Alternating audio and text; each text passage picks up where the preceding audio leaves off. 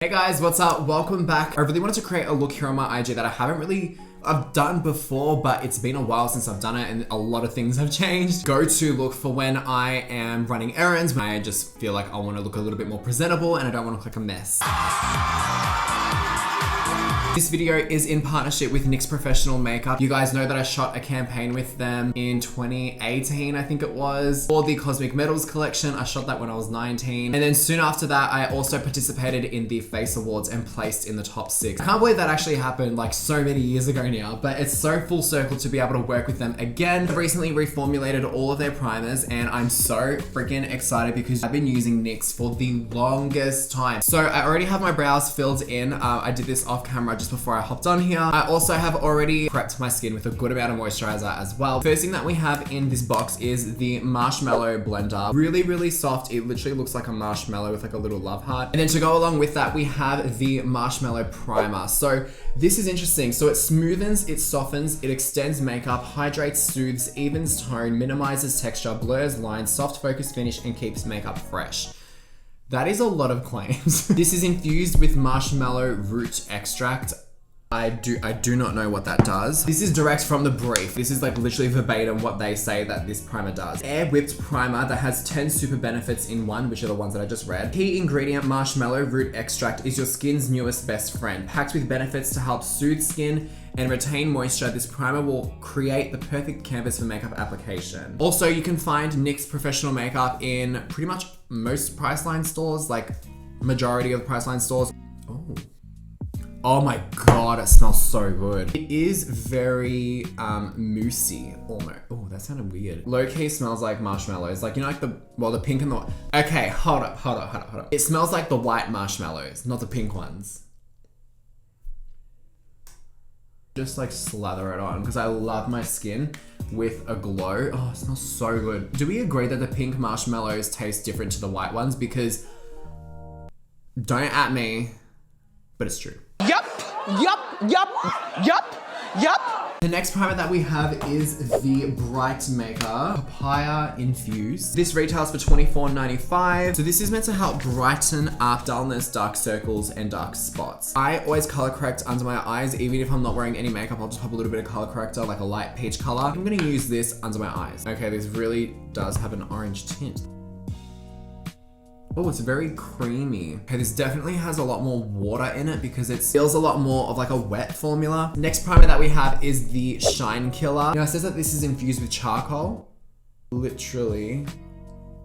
Oh, okay. So the feel of this one reminds me a lot more of the original formula. Like if you guys remember the original NYX primers, like the green and the purple, and I think there was like an orange one as well. It had that slip, smooth, silicone kind of feel to it. I would typically use these primers on someone who is concerned with having really oily skin, you know, like can't keep their face matte throughout the day. If they are your concerns as well, that's when I would probably go in with this one here. The infamous pore filler, which you guys know how much I loved this primer. Like I haven't used it in so long, and this is a new formula, which is amazing. Silicone based formula. It's very thick, it's very dense as well, which is good when you want to fill in pores because I have a lot of scarring on my face in this area. Primer definitely mattifies. Like, I don't know. Yeah, no, you can tell. Last but not least, we have the infamous Angel Veil. I don't think I've used this primer before. A few of my friends have used this and absolutely love it. A just simple white formula, quite thick, and I don't know if you can tell, it has a little bit of a color to it. I'm not gonna be using the Angel Veil or the Shine Killer for this video just because I've already used 3.